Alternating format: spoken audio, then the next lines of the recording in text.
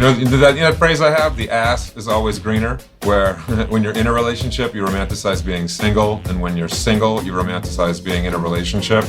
The ass is always greener. I think I may have fallen victim to a little bit of that myself. Look into his eyes. They're the eyes of a man obsessed by sex. Eyes that mock our sacred institutions. Bedroom eyes, they call them in a bygone day. You're listening to Sex with Emily. I'm Dr. Emily, and I'm here to help you prioritize your pleasure and liberate the conversation around sex. Have you ever tried to be friends with your ex, or been hung up on your ex, been thinking about sleeping with your ex?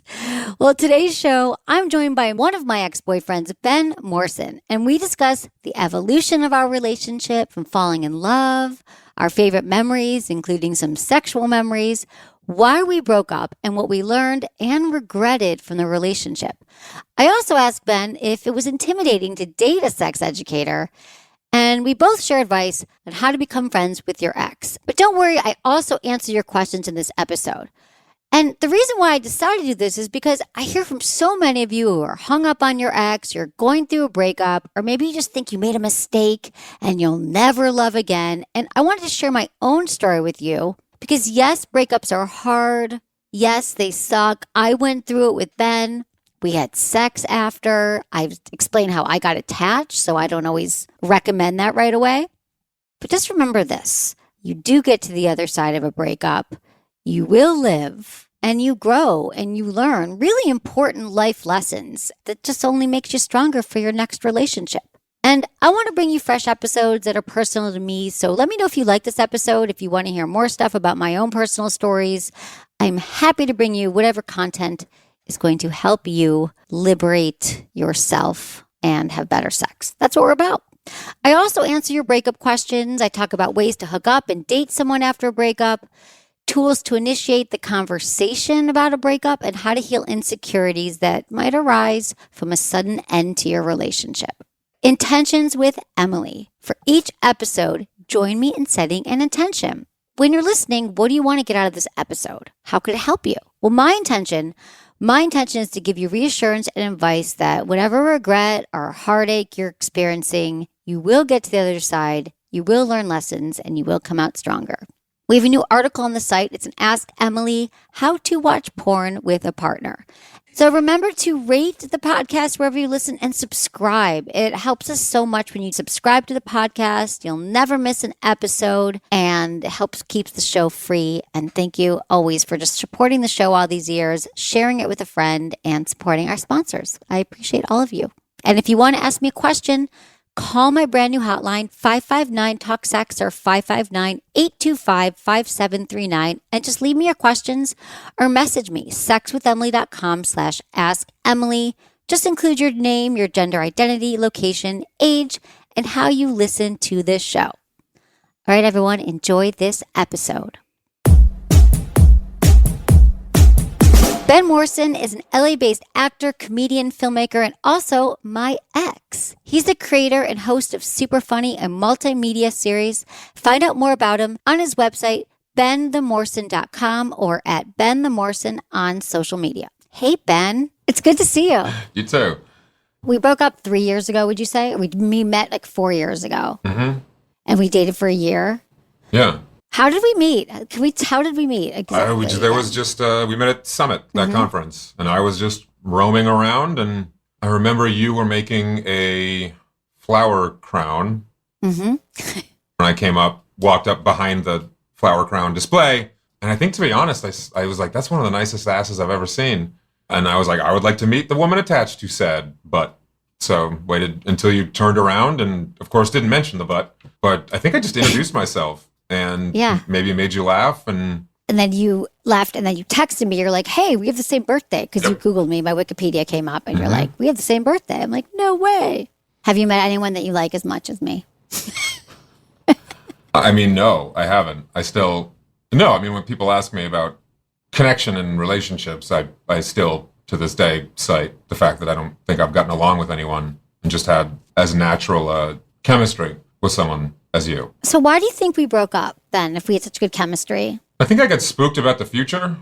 This idea I had about what I wanted my future to be, that I don't know if I was open-minded enough at the time to figure out a road forward for both of us. You mean the future of like wanting kids, and that's not in my plan? Is that what you mean? Mm-hmm. Yeah, I mean, I think that was the basis of it. I remember when the seeds were laid, we hit our 1-year anniversary, and we had the talk that we had never really had about where exactly is this going long term. Right. And I had said that I would eventually like to have a family, and you said that that was never in your cards. Mm-hmm. And I think that laid a kind of fork in the road in front of us that there was no real way to navigate, you know? So what do you think, how have you grown in the last few years, you think? Or what have you figured out about, I don't know, what you want in a relationship? What's important to you? I'm still struggling with that, if I'm being honest with you. Yeah. You know, well, what about you? Why do you feel that you haven't been in any relationships post? I've been in little mini relationships, but nothing where I was like, this is my boyfriend. He's on my radio show. He's tagging him on Instagram. So you're the last guy I dated that I tagged on Instagram. Let's just say that. It's an honor. Thanks. I think I deleted it though. But anyway, I didn't need to say that. No, but I've been very busy, and there wasn't a lot of time, and I just didn't meet anyone that I felt that I wanted to open up to. But I also think I didn't meet that many people. Mm-hmm. Do you think you always kind of have your nonstop level of busy as an easy excuse to? But I'm working on that. That's my goal, is to try to figure out where I can work less and prioritize my pleasure more, just like everyone else does who listens to the show. It got a little bit busier even then when we were together, I believe. But yeah, it's probably always kind of the same thing. Mm-hmm. Do you think there's a translation layer with you and men because of how famous you are for kind of guiding a nation through good sex? Well, you tell me. People always ask me, like, was it intimidating to date someone who has a sex show? What was my answer? I'd be like, yeah, it's intimidating for her learning all this new stuff from me. Like, can she handle it?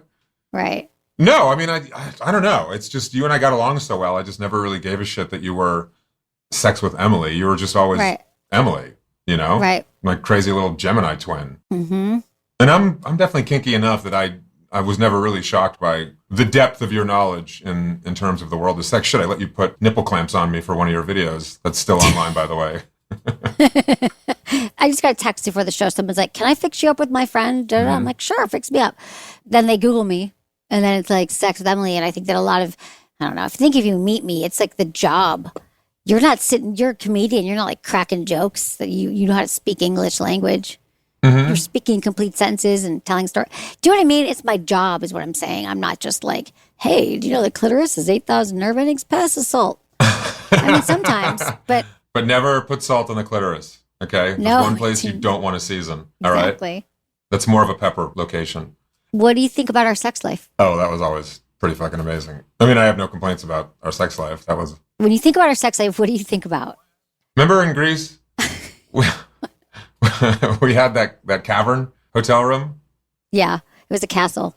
Emily got us this incredible hotel room that had 4 rooms in a tunnel, but built into an actual cave. And the bedroom was the big one at the end, and it was very big. But I mean, like the echo, you're in a cave. Yeah. And yeah, we had a marathon afternoon, and I remember you had one orgasm that was so loud it just echoed. That was when we invented the handy dandy, because I think you were going down on me.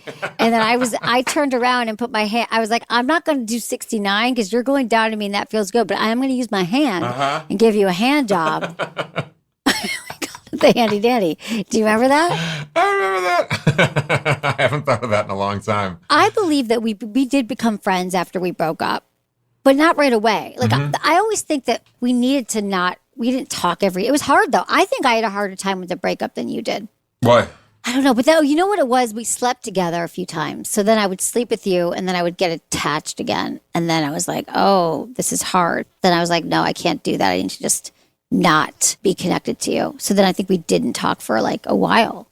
Well, yeah, I kind of got that energy and backed off a little bit, but I still continued just saying hello to you. I don't know. I just didn't want to lose touch.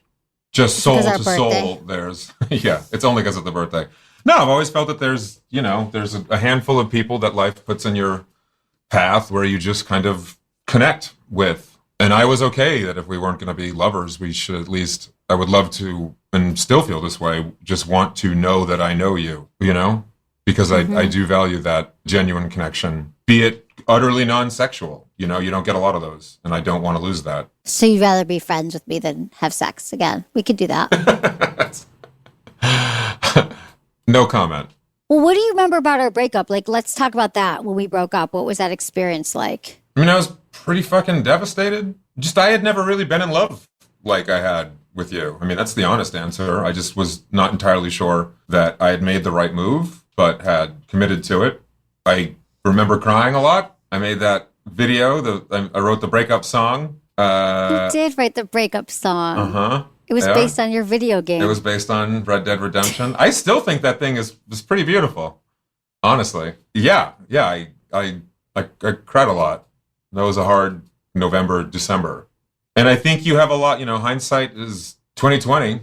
And I think you realize what aspects of a connection you had that you didn't necessarily know were as readily available in the real world until you don't have it anymore. And you're like, oh, okay, well, I mean, I guess when I was in the relationship, if I wondered, could I go out and get laid on my own? All right, well, I've gotten an answer to that, but can I really have an emotional connection with someone again? Oh, shit. Apparently that is a lot harder than I had told myself. That phrase I have, the ass is always greener, where when you're in a relationship, you romanticize being single, and when you're single, you romanticize being in a relationship. The ass is always greener. I think I may have fallen victim to a little bit of that myself.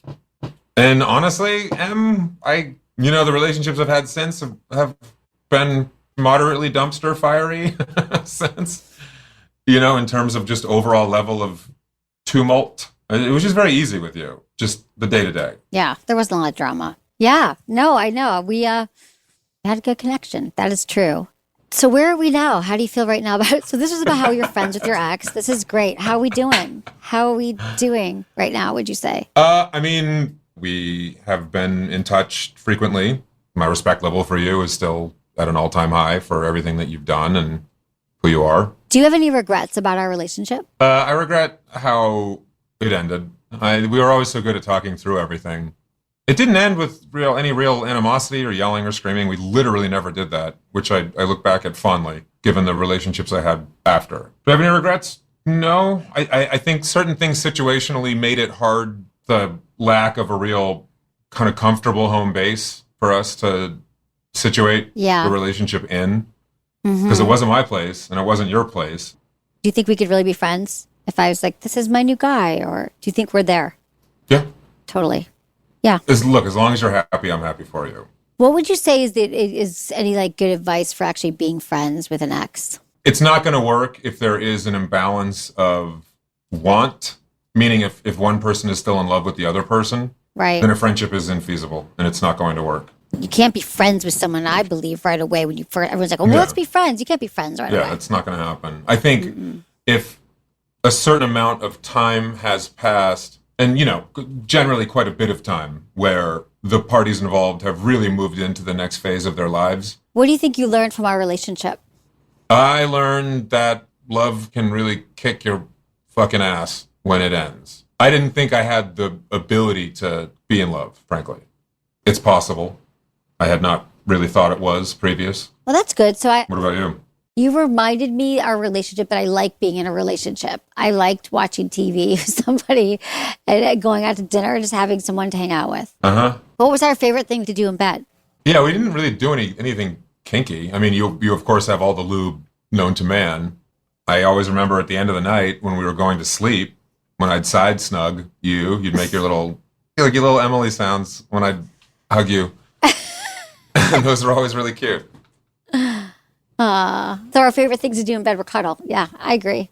I got to ask you the 5 quickie questions we ask all of our guests. Okay, Ben, what's your biggest turn on? Someone looking back at me when I'm admiring their rear quarters, and then they look back and you catch their eyes. I find that very sexy. What's your biggest turn off? Someone who's an asshole. What makes good sex? Being able to look them deep in the eyes during it and have them look deeply back and no one is trying to break that kind of soul-to-soul connection. Something you tell your younger self about sex and relationships. Hang in there, Ben, because one day you'll be having it with Emily. What's the number one thing you wish everyone knew about sex? Talking about it is sexy and makes it better. Great, Ben. Thanks so much for being here today. Tell me, Ben, where can people find you? Twitter, Instagram, and TikTok, Ben the Morrison. Thank you for doing this. I appreciate you. Never a dull moment, Emily. True, right? Goodbye, Bye. After the break, I answer your questions, like Avery, who just hooked up with someone for the first time after a breakup and feels awful. Have you been through that? All this and more when we come back.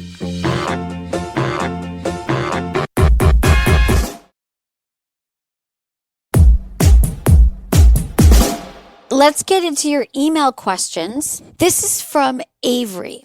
Hey, Dr. Emily. I recently broke up with my boyfriend of over a year, and last night I hooked up with someone new for the first time. I had no problem hooking up with new people before I started dating my ex, but the sex was terrible, and I literally felt disgusting afterward. I went home and cried. I feel like I'll never be able to have sex with someone besides my ex without feeling this way. Can you help me? Yes, Avery, I can help you. Here's the thing. When we break up with somebody, we always feel that we're never going to get over it, that we'll never find someone as good, that they've ruined us for life. We put them on a pedestal. We often don't remember all the things that didn't work. So you're right in that stage right now. I like to call this stage like a rite of passage because it takes a while to move past someone that you were in love with and that you had a relationship, the last person you had sex with, right? So it sounds to me like you just might not be ready to go out yet and to date somebody. The more you could work on yourself right now and think about what you learned in the relationship, what you'd like in your new relationship, make sure that you still are connecting with yourself. Masturbation is a great way to keep your sexual energy flowing because also what you're doing is, think about it, it's the last person that you had sex with. So, of course, you would be thinking about him when you're with someone new and comparing it, right? Compare and despair. Comparing us to whether you're comparing yourself to someone on Instagram or you're comparing a relationship or you're comparing a job or you're comparing something that you've done today wasn't as good as yesterday. I think we all do this. And I think that there's the act of comparing can be so destructive. Recognize that and say, I'm associating sex with somebody who I know, who I was with for a while. They knew my body. There was no drama. There was no, I didn't have to teach them where my clitoris was, And so I think that it's just, it's like I went on a bike trip to Zion National Park. And the whole time I was there, I kept thinking about the last time I was there. I'd been there 20 years early. I was like, oh yeah, we went through here, we went through there. And I was trying to make sense of the park from the last time I was at the park, right? Our brains try to make sense of situations. You want to make sense of it. We want to feel safety. We do that all the time without, I know it's an silly example, but of course, sex, the idea of sex was something that you just shared intimately with someone for a year. This tells me you're not ready yet. It's time to work on yourself. I promise that you will have great sex again. He didn't ruin you for life. And I love that you emailed me at this stage because it sounds like there's still some work to do. Now, remember, you could do baby steps. You could go out for lunch with people. You could go out for a drink, but you can decide that you're not ready for sex yet. And that's all okay. This is how we learn about ourselves. All right, Avery, thanks for the question. I appreciate you. This is from Molly, 31 in Georgia. Hey, Dr. Emily, it's become obvious to me I've never actually had a breakup conversation with anyone. I'm 31 and I've actually been married before, but cowardly I didn't have a breakup conversation then either. I just went to work one day and never went home. Anyway, the marriage was a little more than 10 years ago when it ended, and it wasn't long before I was into a full-blown serious relationship again. 6 or 7 years into the relationship now, I'm realizing that in my adult years, I've never been single. Is it selfish of me to have the urge to be single for a while? More important than that, though, I'm freaked out at even the thought of a breakup conversation. Oh, Molly, I think that the greatest gift and the best gift you could give to yourself right now is to be single. We are not on this planet to constantly be in a rotation of relationships. And that this is something I would love to change about society, that we value people in a relationship, and when we're not in a relationship, we're constantly asking the question, do you want to meet someone? Do you want to be fixed up? Do you think da, da, da, da? I wish that we could normalize taking time after a relationship and figuring out, who are you without a man in your life, Molly? You've been with someone since you were 21. So absolutely, who are you without a man? What brings you joy in your life? Start to build the other things in your life that are important to you, like your friendships and your career. When we break up with someone, it's such a great time to develop all those other areas of our life that we might have been neglecting because we were in a relationship that took up so much of our time. And the breakup conversation, I think that it would be awesome for you to have some therapy around that. Like, what is it that's so hard to be vulnerable with someone and to be real? Are you a pleaser? Are you somebody who doesn't want to disappoint anyone? Talking about problems in the relationship are too hard for you, so you just walk away. I mean, you ended your relationship. You said at 21, you went to work and never came home. We can do that at 21, but now you're 31. And I get doing that when we're younger.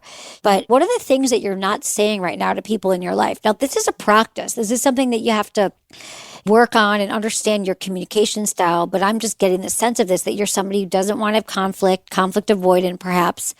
Whether it's your relationship or your boss, it's important to learn how to have conversations where you are being objective, but you're sharing your needs and what you want, and being okay with potentially disappointing someone or getting into a conflict. So I think that's the work that would be great for you to do, Molly, right now. So when you get into a relationship, you'll have the practice of having meaningful conversations in depth with people other than a lover. Maybe you have a friend that didn't call you back and said she was going to call you back on Saturday. Or maybe your mom told you she'd do something and didn't do it. Like, where are the places in your life that you have relationships with people that you need to have a conversation with them and you haven't been able to do it yet? That's a great way to practice. It's baby steps, okay? You got this. This is from Jonathan, 30, New England. Hey, Dr. Emily, I'm currently engaged to a woman who I had an unexpected yet wonderful child with. I've been considering ending things when we found out because a lot of different values, perspectives on life's goals, and a major lack of passion or romance. I regret giving in and proposing now that the wedding is coming near. She's never been willing to have the kind of deep communication about sex and our lack of passion or any romance at all in the relationship that I know is needed. Is physical and passion incompatibility enough reason to walk away when a child is involved, or am I being selfish? All right, Jonathan, it's not an either or here. Like, yes, you're being selfish, so you should stay. Some people would say it's selfish to stay if you're not in love with the mother and it's going to be difficult and you're going to have challenges. And I do think that there's something to be said for doing everything you can to make sure that you've tried to make this relationship work before you walk away, because there is a child involved. We tend to repeat patterns in relationships. And I'm here to tell you, you're going to keep repeating this over and over and over again unless you start to deal with them in your current situation. So you say that she's never willing to have the kind of deep communication about sex and her lack of passion. Well, what if you had a conversation with her, not about like the frequency of sex and not about why won't you have sex with me, but just say, I've really been thinking lately about our relationship and I love our child.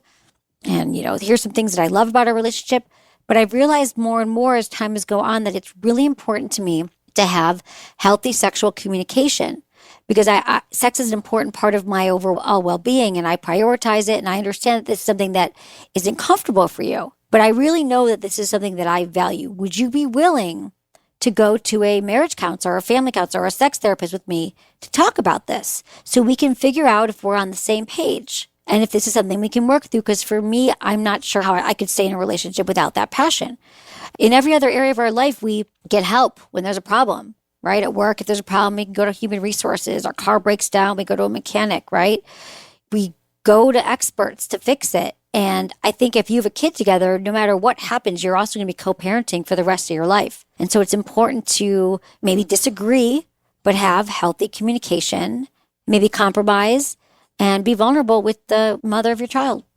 If you're contemplating a breakup, I know it's going to serve you well to know that you've done everything that you can to try to make it work. Because then when you leave, you could say, well, I really tried. And here's all the ways that I tried. It also helps to give yourself a deadline and to say, for 3 months, I'm going to put all my energy into this relationship and try to make it work. Sometimes having a time limit on that is also a great way to measure progress or the absence of progress, in which case you want to end it. All right, Jonathan, thanks for your email. I appreciate your question. After the break, Sem wants to know if they're ready for a new relationship. We'll be right back.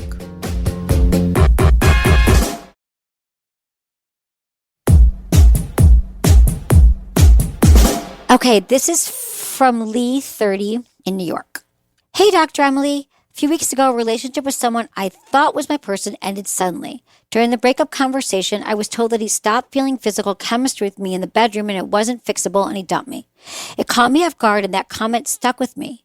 During our relationship, he didn't always orgasm when we had sex and wouldn't always be able to stay hard. But when we talked about it, the answer was never about dissatisfaction in the bedroom or lack of chemistry per se. He would just say that he was stressed, he wasn't too concerned about it, and he was focused on my pleasure and was enjoying it. We always mixed things up, and I've always been able to orgasm. And for me, it was the best sex I ever had. He mentioned during the breakup that the fact that I checked in with him throughout our relationship about how he feels in the bedroom was a sign that I knew something was wrong deep down. But I just wanted to keep the communication open.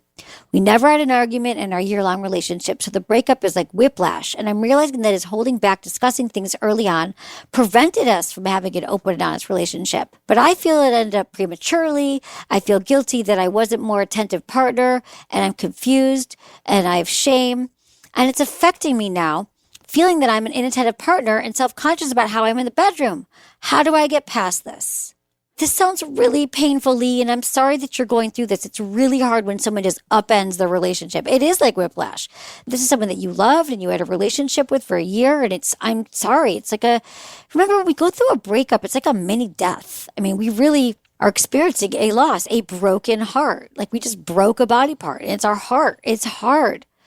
But what I want you to remember, he wasn't a great communicator. You are clearly somebody who wants to be with a partner who can talk about your sex life, who wants to please you and please themselves. I mean, I don't think it's okay if a partner says, don't worry about me, let's just take care of your orgasm. I mean, maybe he has shame because it sounds like he might be a delayed ejaculator. Delayed ejaculator is someone with a penis who usually takes them about 45 minutes to an hour to ejaculate, if ever. So maybe he really is going through stress or something in his life, but this is not the partner that you want to build a relationship with. They came out of the blue and he ends it for whatever reason. We're never going to know if that's true or not true. But anyway, he ended it right away and he wasn't willing to communicate. To me, he's doing you a favor here. He's clearly not the one for you because he's not able to give you what you need. But what we got to work on now is your limiting beliefs and your negative self-talk that what he said about you is defining you. We don't know his mission, where he's coming from, if that's even what he said. You know that old saying, like if your boss is giving you a review and they tell you 3 things that you're doing great and 1 thing you need to improve, all we remember is the thing that we need to improve, right? So I don't know that your partner sat there and said, my chemistry's over, our relationship's done, I'm done. We tend to remember those things. I bet you if I called him up, he probably wouldn't have the same recollection. But that's neither here nor there. In a way, I know this is easier said than done, and my heart isn't broken right now, and I understand what you're saying, but if you could really just kind of think about it this way, I'm so grateful that I only had put a year of time into a relationship with somebody who wasn't willing to meet me, who wasn't able to do the work. Not because they're a bad person, it just means that wherever they're at in their life right now, maybe this will never be important to them to do the work. When someone shows you who they are, believe them. You just got some great information. I need you to remember this. I need you to journal. I need you to start spending time with friends and people that make you feel good and try to think about how you want your next partner to make you feel, how you want to feel in that relationship. And when you're ready to start dating again, it's not about you getting them to like you. It's about you finding someone that is a good communicator, that's willing to be vulnerable and express their emotions. Okay? That's what you need. That's what I want for you, and you will find it. This is from Sem, 38, in Cyprus, Europe. Hey, Dr. Emily. I've gotten out of a 10-year relationship. 3 of those were married 8 months ago. I felt like seeing new people. And one of them is a woman who's 32, and I've been seeing her the last month. No sex yet, we just hang out. She also got out of a 10-year relationship 2 years ago, and it was a stressful breakup. I like her, and I want to try being with her, but I'm not sure how to approach it. She opened up and told me she had not had her period for 6 months and has no sexual desire because of it. How should I approach her to make something happen? I also have some fear of rejection and don't know how to tell her I like her. Sounds like you're both going through breakups right now. She also told you that she doesn't have sexual desire right now. I don't know if it's because of her period or maybe she's on a medication or there's a lot of perhaps reasons why. But when someone shares this information, if someone says, I'm not looking for a relationship, or I'm not into sex, or I'm not a great communicator, or I don't believe in monogamy, or we have to listen to what people tell us. We can't go in thinking, well, this person said that, but I'm going to change their mind.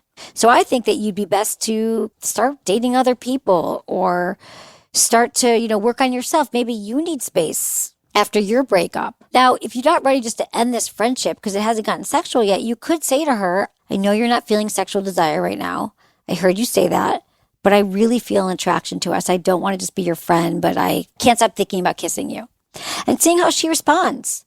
I think that's such a great line to say to someone, and not a line, but like a real thing. Like, I keep thinking about kissing you. I just can't, I would love to make out with you. I picture your lips or something, and let her know that you're interested beyond friendship.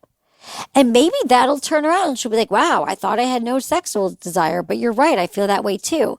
But make your move sooner than later, because I don't think this is someone you're going to be friends with if you just met and you have an attraction to him. Remember that. We also make that mistake like, oh, that's okay.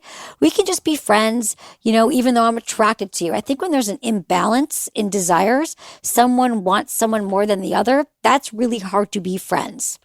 I think we have to have when you're building a new friendship, you have to both want the same thing, and that is a friendship. It can't be because you're trying to convince someone of something or you want to change the person. Never, ever get in a relationship thinking you're going to change someone or fix them, because that never works. People change when they want to.